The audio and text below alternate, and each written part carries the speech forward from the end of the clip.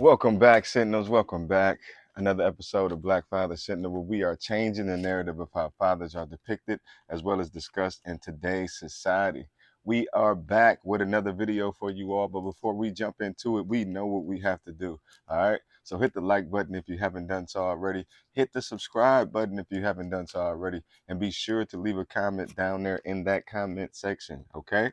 And then last but not least, this message is important. The narrative is important. In order for us to continue to push this narrative out there, let's make sure that we hit the share button, okay? And I appreciate you all in advance. Now, without further ado, let's jump right into this video. Fellas, this is for you. This is for us, all right? This one I have entitled, The Best Part of Being a Dad. Let's talk about it, fellas. What is the best part of being a dad for you? Let me know down there in the comment section. What is the best part of being a dad for you? For me, here's my take on it. All right. Number one, this goes without saying. I absolutely love it. Right? But that's easier said, right? And we understand that. So explain why, be father, sent that you love being a father.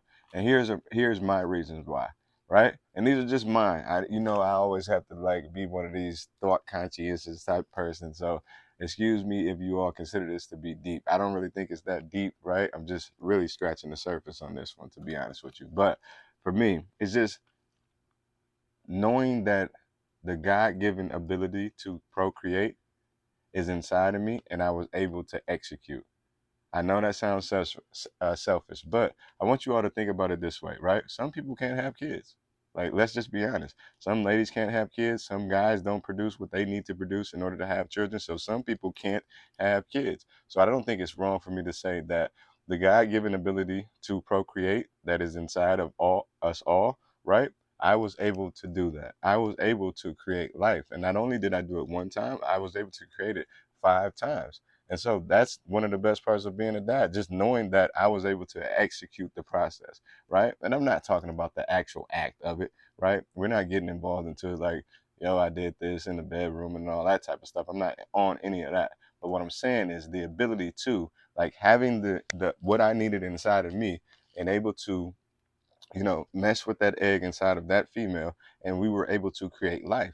And we were able to see it all the way through the germination process, right? So when it's in that womb, we still don't know if that baby is going to come out healthy, alive, kicking, doing what it needs to do, right? I was able to successfully do that alongside the mother of my children 5 times.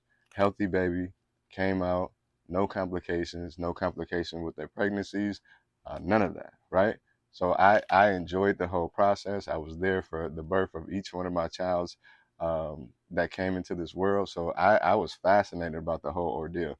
I remember actually my daughter when she like her mom went into labor and I was there at the hospital and I saw it. Like I saw the whole thing take place. I remember cutting the umbilical cord. I remember being there when she was doing that last push and the head was coming out. And the crazy thing about my first child, which is my oldest daughter, right?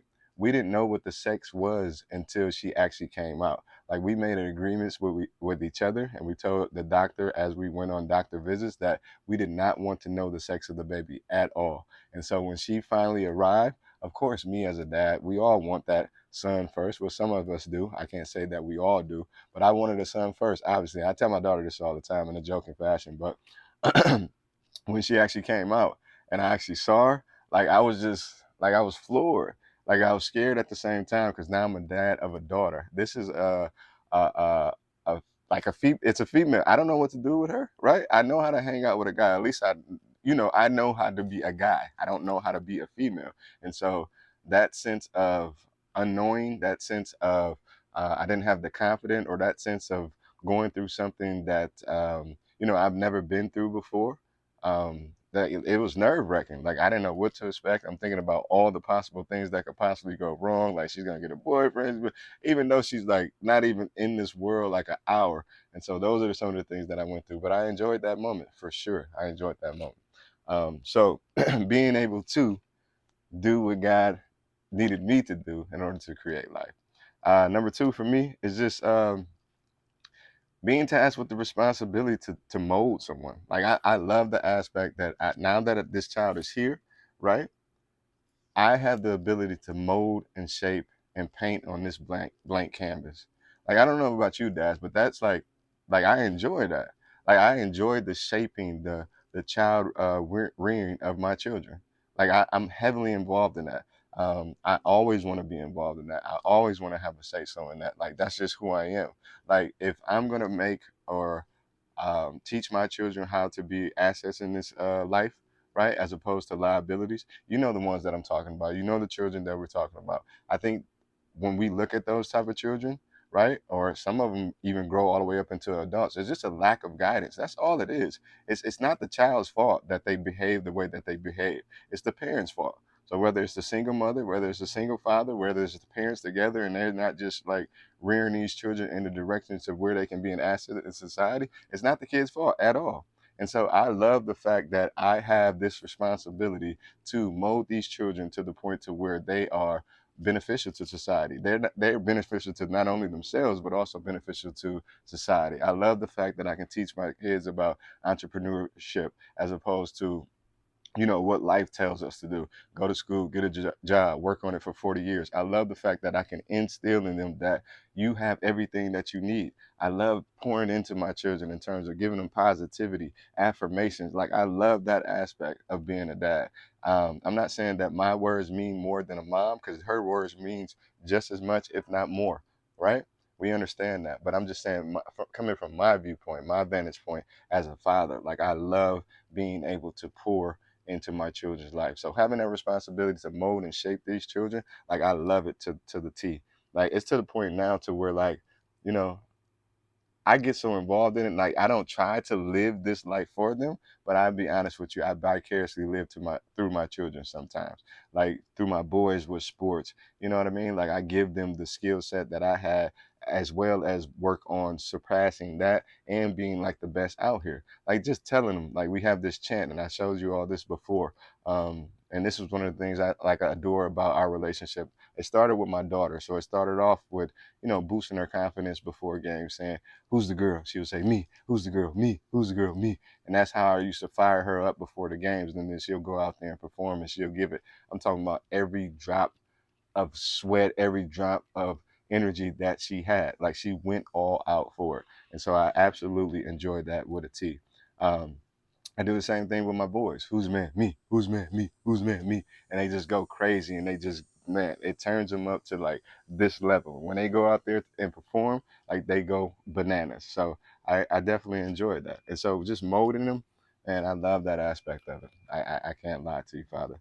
And I'm curious to see what you all are going to put down in this comment section. Fathers, like, tell me what's going on. What's the best part of being a dad? Like I tell you another thing before I chime in with my last one, and then I'll go ahead and wrap this up. All that changing of the diapers and stuff, like I love that. Like I love that too. Like that's absolutely cool to me. I like the fact that someone needs me, right? Like their entire existence, like it falls on me, as well as mom too. But I'm just saying, it falls on me.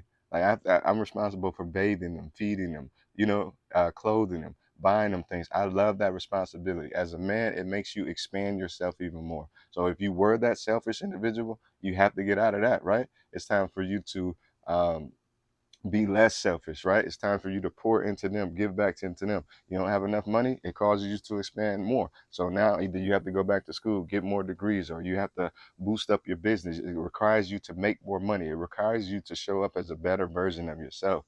Like that's just a spinoff. I just left that as a jewel for you all. But it's great being a dad out here. And then last for me, this is the last one. Let's see.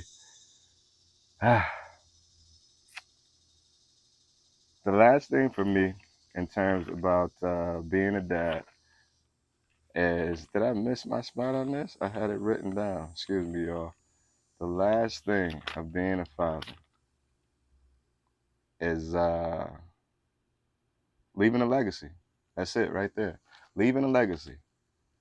I love the fact that when I'm dead and gone, my like aura, if you do it right, your aura as a father, and if you pass that on to your children, that still is like floating in this earth via your children. Like, I love that aspect of it, and that's not something selfish. Like, I don't care about being immortal. I think we're immortal anyway, right? I think if you're going to continue to come back here until you get this thing right. If you don't learn the life lessons that God has for you in this 3D dimension right here, if you can't get it and understand it, then you'll be forced to come back here and live it all over again and go through those lessons. But I think we're all gonna pass that test. I think when you get to the point to where you're passing all these tests and you understand and you mature and you evolve to the point to where um, you just understand life, I believe you can come back here when you want to. I believe that's when people say they saw a ghost of this person, this, that, and the third, right? That's that person coming back to give you a message, right? They have the ability to come here when they want to. But until you pass these tests in life, we'll continue to come here over and over and over again. All right. But anyway, leaving that legacy, I love the fact that we, like, through our children, we're able to leave a legacy, right? You have something, people have something tangible that they can look at, that they can touch, which are your children, that they can say that Marquise Harris was here. You know what I mean? Like, you can see it. You got your daddy all in you, or you have your mama all in you. Just talking about a legacy on a woman's side, but specifically to fathers, like, we get to leave that legacy. We get to keep that name going on. For the boys, they keep the name. The Harris is going to live forever. They're going to keep producing, right? And we're going to keep getting better as a generation over and over and over and over again. Right? It's my job as a father to continue to push us to the highest level. And then it's my son's job to push us even higher. And then it's their son's job to put them even higher, as well as my daughters too. It's the same thing, but quite naturally, when my daughters get married, they lose the last name and they go on. And I'm not one of those hyphen guys. So baby, drop the name and you go with your husband and you do it in that fashion. That's just the order of things, right? But I love the fact that we are able to leave a legacy, right? Be it our children. And you can see your daddy. I mean, you can see me and my daughters. You can see me and my son. So it goes both ways. So fathers, I'm curious to see, like, what is the best part for you about being a father? What's the best part?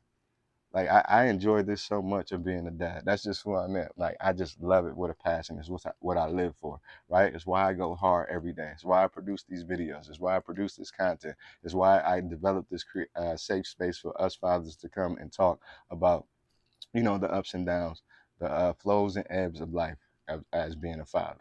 All right, so talk to me, fathers out there. Let me know how y'all feel. What is the best part of being a dad? All right, I'm gonna go ahead and sign it off, but I'm gonna leave you all with this, fathers. Let's continue to do what we do best, and that is being great fathers. Black Father Syndrome.